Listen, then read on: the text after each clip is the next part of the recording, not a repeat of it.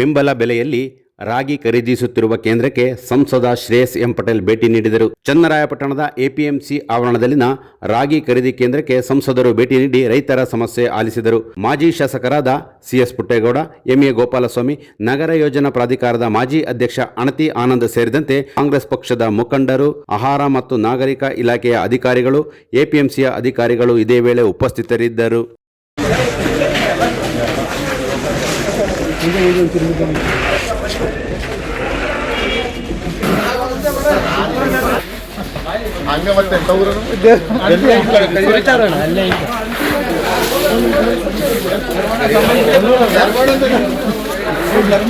ಆಗಿದ್ದಾವೆ ಖಾಲಿ ಮಾಡಕ್ಕೆ ಅನುಮತಿ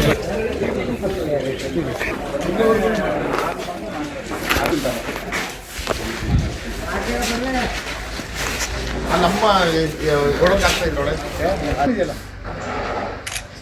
ಓಪನ್ ಇದೆ ನೋಡ್ಬಿಟ್ಟು ರಾಗಿ ಓಪನ್ ಇದೆ.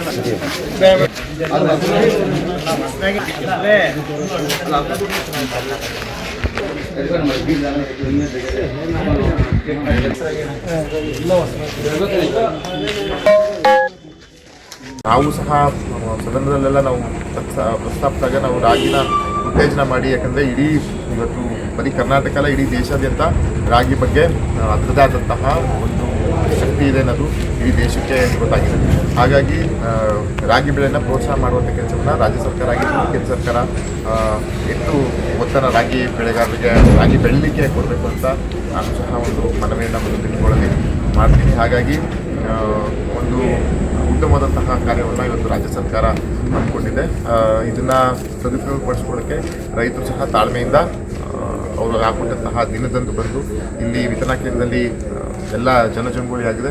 ಆಯಾ ದಿನದಲ್ಲಿ ಬಂದು ತಮ್ಮ ರಾಗಿಯನ್ನು ಬಿಡುವಂಥ ಕೆಲಸವನ್ನು ಮಾಡಬೇಕು ಅಂತ ಮನವಿಯನ್ನು ಮಾಡ್ತೀವಿ. ಮಾಧ್ಯಮ ಸುಮಾರು ನಮ್ಮ ಚನ್ನಪಟ್ಟಣ ತಾಲೂಕಿನಲ್ಲಿ 6 ವಿತರಣಾ ಕೇಂದ್ರಗಳು, ಪ್ರೊಕ್ಯೂರ್ಮೆಂಟ್ ಕೇಂದ್ರಗಳಿದ್ದು, ನಮ್ಮ ಚನ್ನರಾಯಪಟ್ಟಣ, ನಮ್ಮ ಬೂಕ ಹಾಗೂ ನುಗ್ಗೇಹಳ್ಳಿ, ಬಾಗೂರು, ಶ್ರವಣಬೆಳಗೊಳ, ನಮ್ಮ ಉದಯಪುರ ಮತ್ತು ಇನ್ನೊಂದು ಬಾಗೂರು ಅಲ್ಲ, ಈ ಸಾವಿರ ಬೂಕನ್ ಬೆಟ್ಟದಲ್ಲಿ ಪ್ರೊಕ್ಯೂರ್ ಮಾಡ್ತಾ ಇರೋದು ಹಾಗೂ ಬಾಗೂರು.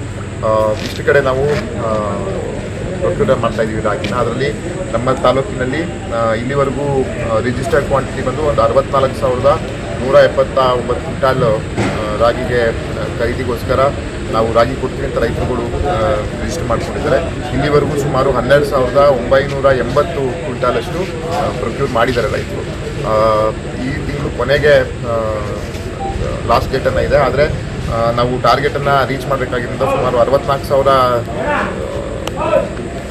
ಕ್ವಿಂಟಾಲ್ಗಳನ್ನು ನಾವು ರಾಗಿ ಖರೀದಿ ಮಾಡಬೇಕಾಗಿದ್ದರಿಂದ ಅದು ಡೇಟ್ನ ಎಕ್ಸ್ಟೆಂಡ್ ಮಾಡೋಕ್ಕೆ ಬಹುತೇಕ ಮಾಡುವಂಥ ಕೆಲಸವನ್ನು ಮಾಡ್ತೀವಿ. ಜೊತೆಗೆ ಸುಮಾರು 4,868 ರೂಪಾಯಿನ ನಾವು ಸರ್ಕಾರದಿಂದ ರೈತರಿಗೆ ಬೆಂಬಲವಾಗಿ ನಾವು ಕೊಡ್ತಾ ಇದ್ದೀವಿ. ಒಂದು ಆಶಾದಾಯಕ ಇದು ರೈತರಿಗೆ ಒಳ್ಳೇದು ಮಾಡುವಂಥ ಕೆಲಸವನ್ನು ಕೆಲ ಸರ್ಕಾರದ ಮುಖ್ಯಮಂತ್ರಿಗಳು, ಉಪಮುಖ್ಯಮಂತ್ರಿಗಳು ಕಾರ್ಯವನ್ನು ತಗೊಂಡಿದ್ದಾರೆ. ಯಾವುದೇ ರೀತಿಯ ಕಳೆದ ವರ್ಷ ಅಥವಾ ಮುಂಚೆ ಆದಂತಹ ಲೋಪದೋಷಗಳು ಆಗದ ರೀತಿಯಲ್ಲಿ ಮಾಡಬೇಕು. ರೈತರಿಗೆ ಅನ್ಯಾಯ ಅಥವಾ ಮೋಸ ಆಗಿದ್ದ ರೀತಿಯಲ್ಲಿ ರಾಗಿಯನ್ನು ಖರೀದಿ ಮಾಡಬೇಕು ಅನ್ನೋದನ್ನು ಸಂಬಂಧಪಟ್ಟ ಅಧಿಕಾರಿಗಳಿಗೆ ಸೂಚನೆಯನ್ನು ಕೊಟ್ಟಿದೆ. ಹಾಗಾಗಿ ರೈತರು ಸಹ ಒಳ್ಳೆಯ ಉತ್ತಮವಾದಂತಹ ರಾಗಿಯನ್ನು ತಂದು, ನಾನು ಸಹ ರಾಗಿಯನ್ನು ಪರಿಶೀಲಿಸಿ ನೋಡಿದೆ, ಉತ್ತಮವಾದಂತಹ ರಾಗಿಯನ್ನು ಖರೀದಿಗೆ ಕೊಡ್ತಾ ಇದ್ದಾರೆ. ಹಾಗಾಗಿ ತಾಲೂಕಿನಲ್ಲಿ ಚೆನ್ನಾಗಿ ಬರ್ತಾ ಇದೆ. ಯಾವುದೇ ರೀತಿಯ ಸಮಸ್ಯೆಗಳು ಮತ್ತೆ ಮುಂದೆ ಬಂದಲ್ಲಿ ನಮ್ಮ ಗಮನಕ್ಕೆ ತಗೊಬಂದರೆ ಯಾವ ರೀತಿ ಕ್ರಮ ತಗೋಬೋದು ಕೆಲಸವನ್ನು ನಾವು ಮಾಡ್ತೀವಿ.